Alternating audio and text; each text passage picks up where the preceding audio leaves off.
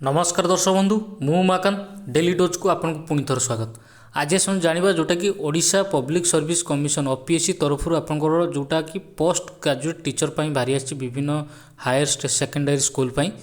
तो तार कौन पोस्ट रही आपन ताको केमिति अप्लाई करेंगे, तार लास्ट डेट केबे अछि सब किछि डिस्कशन आम वीडियो करूँ। दयाकोरी वीडियो को शेष पर्यंत देखूँ।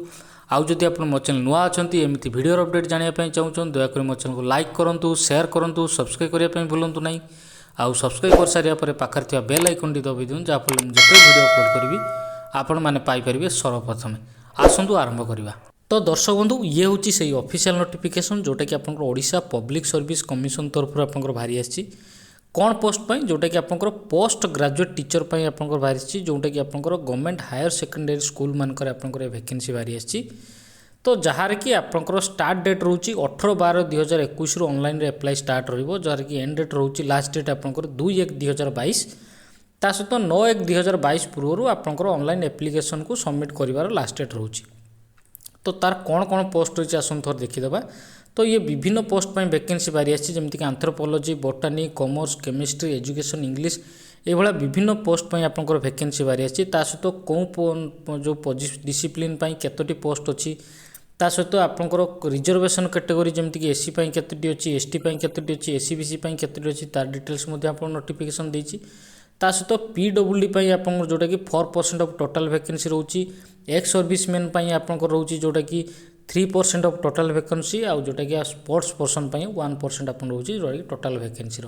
तो ये आपंकर रोची डिटेल पोस्ट रोची। ता सहित आपंकर आर एज केते रहिबा दरकार। एज आपंकर जोटा रोची 21 रु 32 वर्ष भितर बयस भितर होते ही आप एप्लाई करेंगे, जोटा कि आप 1 जनवरी 2021 सुधा 21 रु 32 वर्ष हो। ता सहित आपंकर मैक्सिमम 45 इयर्स से हो जो मैंने इन सर्विस थे, जो मैंने TGT for government high school मानकर थे से आपंकर मैक्सिमम एज लिमिट रोचे 45 वर्ष।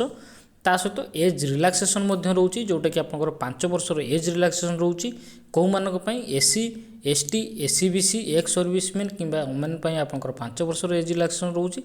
आ 10 वर्ष रोचे जो मैंने पर्सन विथ डिजेबल जो मानकर 40% आपंकर थी कि ताठू अधिका थी 10 वर्ष एज रिलैक्सेशन रोचे। तो ये आपंकर रोचे एज रिलैक्सेशन। ता सहित एजुकेशनल क्वालिफिकेशन।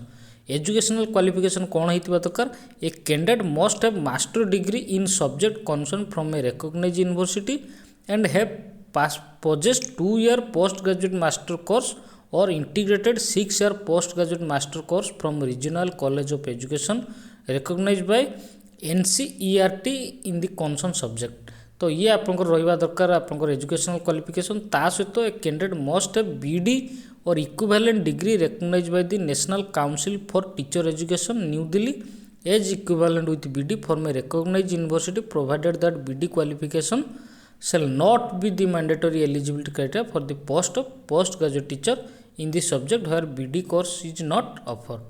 तो ये आपको रहिबा दरकार। ता सहित डिग्री और diploma in computer application is desirable qualification subject to production of the certificate in support of above qualification obtain from a recognised university और कॉलेज और institution having affiliation to the recognised university ये रहिबा दरकार।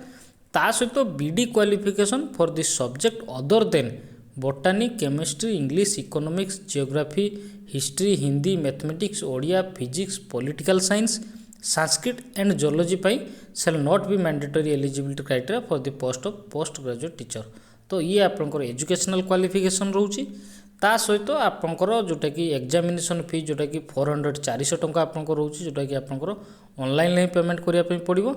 आउ जो मैंने SC किंबा ST category जाउछंती ता सहित पर्सन विथ डिजेबल जाउछंती सेमानक कौन एग्जामिनेशन फी रहिबो नाही। तो ये आपंकर रोचे डिटेल। ता सहित आपंकर सिलेक्शन जोटा कि मेथड ऑफ सिलेक्शन कौ मेथड आपंकर सिलेक्शन रहिबो। टोटाल आपंकर 100 मार्क रहिबो। 100 मार्क रु कैरियर असेसमेंट रहिबो आपंकर 70 मार्क आ पर्सनल टेस्ट कि इंटरव्यू आपंकर 30 मार्क। 70 मार्क जो आपंकर कैरियर असेसमेंट रहिबो तार डिटेल्स मध्ये देछि जोटा कि आपंकर मेट्रिकुलेशन पई आपंकर रोची 10%, higher secondary 10%, bachelor degree 20%, post graduate 30%, BEd रोची 30%। तो ये आपंकर रोची डिटेल्स आपंकर भाइबा वॉइस रोची 30 मार्क। तो ये आपंकर रोची जोटा कि मेथड ऑफ सिलेक्शन आपंकर केमिति हम। ता सहित अदर एलिजिबिलिटी क्राइटेरिया जमीक आपंकर candidate must be citizen of India ଓଡ଼ିଆରେ ସ୍ପିକ୍ ରିଡ୍ ରାଇଟ୍ କରିପାରୁଥିବା ଦରକାର। ଅଦର ଡିଟେଲ୍ସ ମଧ୍ୟ ଦେଇଛି, ଆପଣଙ୍କର କ'ଣ ହେଲେ ଆପଣ ଆପ୍ଲାଏ କରିପାରିବେ ଇଏ ଡିଟେଲ୍ସ ମଧ୍ୟ ଦେଇଛି। ତା ସହିତ ଆପଣଙ୍କର ଅଦର ଯେଉଁଟାକି ଆପଣଙ୍କର ଇନଫର୍ମେସନ୍ ଯେଉଁଟାକି ଆପଣଙ୍କ ପାଇଁ ନିହାତି ଦରକାର ସିଏ ବି ନୋଟିଫିକେସନ୍ ଆପଣ ଦେଇଛି। ମୁଁ ଆପଣଙ୍କୁ ନୋଟିଫିକେସନ୍ ଲିଙ୍କ୍ ତା ସହିତ ୱେବସାଇଟ୍ର ଲିଙ୍କ୍ ଡେସ୍କ୍ରିପ୍ସନ୍ ସେୟାର କରିଦେବି। ଦୟାକରି ଆପଣ ଆପ୍ଲାଏ କରିବା ପୂର୍ବରୁ ଥରେ ଡିଟେଲ୍ସ ପଢ଼ିଦେବେ।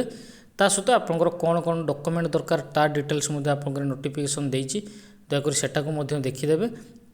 ତା ସହିତ ଆପଣ ଏଟାକୁ କେମିତି ଆପ୍ଲାଏ କରିବେ, ଆର ଆପ୍ଲାଏଟା ମୁଁ ଆପଣଙ୍କୁ ଆଗରୁ ମଧ୍ୟ କହିଛି, ଏଟା ଆପଣଙ୍କର ଅନଲାଇନ୍ରେ ହିଁ ଆପ୍ଲାଏ ରହିବ। ଆର କୌଣସି ଅଫଲାଇନ୍ ମୋଡ଼୍ରେ ଆପ୍ଲାଏ ନାହିଁ, ଆପଣଙ୍କୁ ଅନଲାଇନ୍ରେ ଆପ୍ଲାଏ କରିବା ପାଇଁ ପଡ଼ିବ।